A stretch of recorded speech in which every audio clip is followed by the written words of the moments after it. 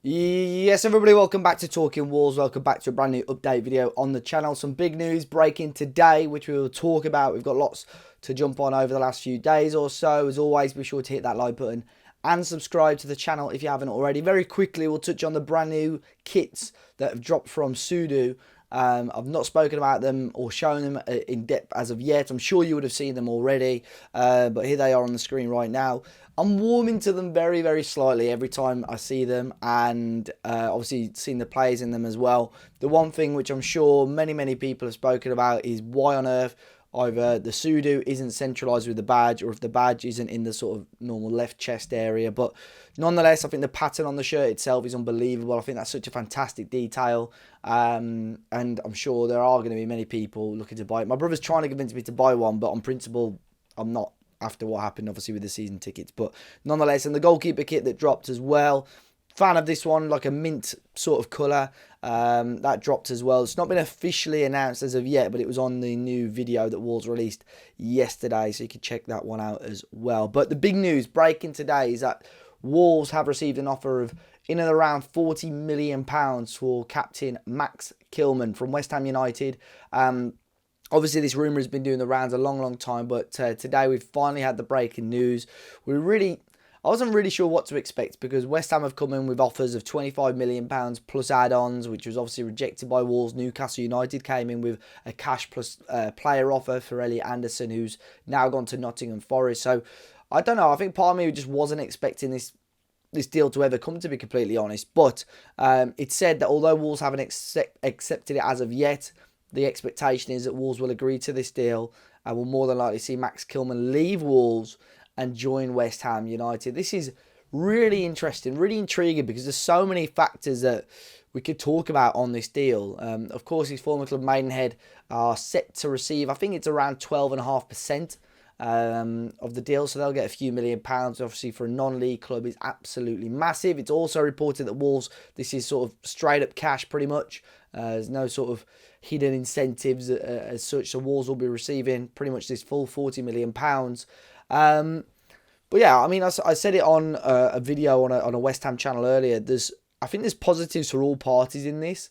I think Wolves are getting a very good amount of money for Max Kilman. Obviously, pure profit for us in terms of a profit and sustainability point of view as well. Is Max Kilman worth £40 million? Probably not. I think you can get much better defenders on the market for that price, if I'm completely honest. But also, from a West Ham point of view, obviously Lopetegui's worked with him before. But he's left-footed, he's experienced in the Premier League, obviously English as well. So for them, the homegrown factor, they're going for a bit of a revamp with their defence right now. So I fully expect this one to go through, probably over the weekend. Obviously, Wolves back in pre-season training on Saturday, so they'll probably try and get this sorted before then. So Max basically doesn't, not that he wouldn't want to turn up, but doesn't, show up for the first few training sessions. But then also, part of me thinks in terms of replacements, because there's a lot of people just automatically assuming that we will sign a replacement, and we may well sign somebody. There are rumours that I've mentioned on the previous couple of videos that Wolves are looking potentially to go with a back four. Maybe that will be the number one formation. Maybe it will just be a rotation option with the back five. But ultimately, I'm interested to see, are Wolves going to go for going to go for a replacement? Because, Yerson Mosquera's come back. We've still got Santi Bueno, we've got Totti, you've got Dawson. There's still a lot of centre-backs and players there to keep happy. So I don't know, but ultimately £40 million to Max Kilman, that's the breaking news. Fully expect it to be accepted. And of course, you'll have more info and news on that as it comes in. But Mosquera, who I did just mention then, there are still reports from Spain that Villarreal are really trying their best to see if they can broker a deal. He's pretty much their number one target. The Colombian was there on loan last season, did very well for the second half of the season. But ultimately, Wolves paid a decent amount of money for him, a few £1,000,000. They're going to want a huge profit on that, you would assume. And I think now with Kilman going, this is a fantastic chance to integrate Yerson Mosquera into the first team. And he may well have that opportunity in the Premier League. And yeah, we'll see. He should be back in the pre-season training. He's not gone on international duty with Colombia to the Copa America. So he should be back this weekend.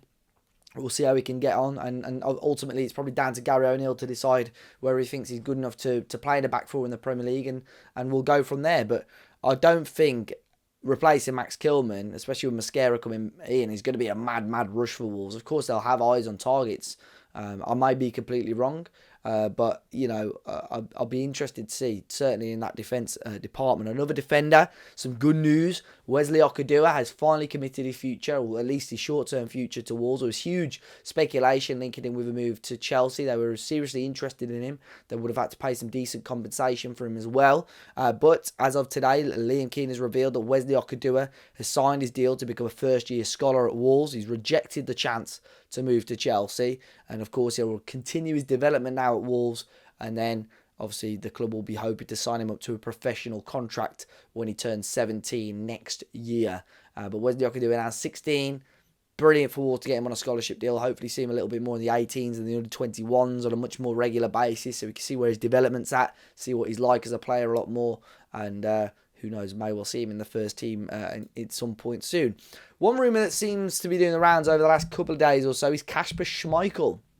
Obviously the Danish goalkeeper, Premier League winner with Leicester City. Most recently being after Leicester, he went to Nice over in France and had a short spell at Anderlecht as well, but now available as a free transfer. It was some rumours over the last week or so that Wolves were potentially interested in bringing in Kasper Schmeichel. It was backed up by other reports over in Denmark.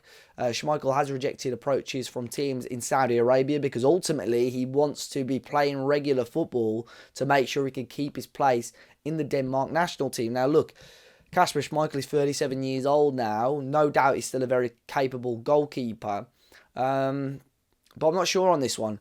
Ultimately, I don't think he'd join Wolves as a number two, although I think it'd be a great option if he wanted that option and to be a number two goalkeeper. You move someone like Bentley on and bring Schmeichel in. I think that's a very, very good number two option. But I don't think he gets in ahead of Sarr right now, if I'm being brutally honest.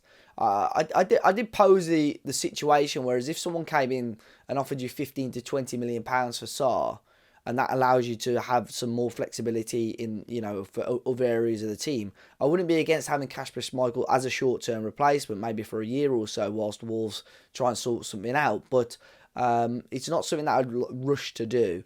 But again, it just seems to be a lot of noise around that right now, and it'll be interesting to see what does happen and where Kasper Schmeichel does go in the future as well.